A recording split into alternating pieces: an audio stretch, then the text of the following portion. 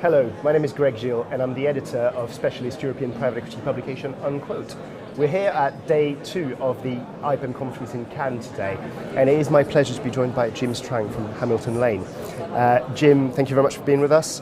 You gave a keynote speech this morning with quite a lot to take on in terms of performance takeaways, in terms of outlook for private equity. Could you sum up the main points that we all need to be aware of? Yeah, sure. So I think what we were talking about this morning was just the ongoing growth of private equity, the role that it plays in people's portfolios, and to some extent the resiliency of private equity and private credit to macro factors, and the fact that the system, while the world is growing and while more and more capital is being raised and invested, the system appears to be in an equilibrium. Mm-hmm. So that was the sort of key takeaway. Other pieces around it were around just being thoughtful about risk, particularly around the valuation levels, which are pretty elevated in most parts of the world, and also trying to help investors think through how best to organise to continue to benefit from the upside of private market investing, but without taking on too much risk, which might ultimately come to regret.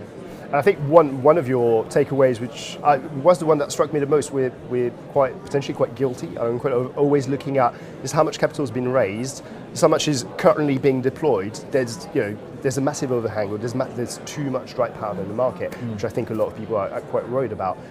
Your take was that it's not. We're in equilibrium. So are we raising? If we didn't raise as much money on a year-on-year basis, we'd be in trouble. Did I get that right? Yeah, I think your expectations are anchored in the history. So we look at the numbers, or people are inclined to look at the numbers around how much they've grown from the years gone by. Whereas our sense is actually, if you just think about it from the market perspective around the sheer volume of private market opportunities, private companies, how many there are. The private equity share of the M&A world is still less than 20%. And that helps to put into context the fact that we're in a massive market and we're actually still a really relatively small part. I mean, again, in the presentation we talked about if private equity or private markets were a country in the world, it'd be Japan. So there's a whole big wide world out there, and we're only just at the beginning of the journey here. Yeah, absolutely. That was the other very striking thing, is how much more room that there is to grow, especially compared to public equity. That said, obviously you mentioned one of the challenges that comes with the current equilibrium as it is, which is rising valuation. You also went into a few other sort of things to keep in mind for LPs and GPs alike, and one of them was around kind of the risk of strategy drift, which I thought was quite interesting, and perhaps goes against the grain of you need to diversify. We see people being very successful, going from pure PE to doing a bit of infra, doing a bit of private credit.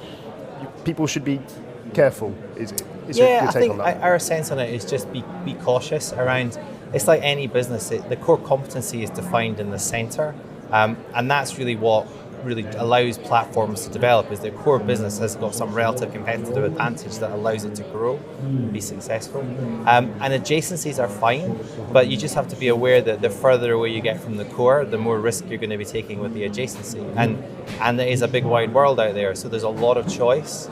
So you have to weigh up the benefits of being a platform backer with, are you making the best choices at the investment level, and just be thoughtful about how you make the distinction. Yeah. Especially when you highlighted as well, which I thought was quite striking, that unlike the sort of popular belief, large private equity is actually a pretty good performer, which was very interesting. Were there any other around performance? Were there any other sort of things that you think people are perhaps getting a bit wrong when it comes to private equity performance? Well, I think the illusion that absolute alpha is only in the purview of really small funds. I think that's clearly the data suggesting that large funds can continue to deliver really good performance at ever increasing scale, and that is because the model for private equity has evolved materially, and it's become much more of a sort of a systematic, repeatable machine increasingly around more defined areas, industrial areas, very different to what it used to be.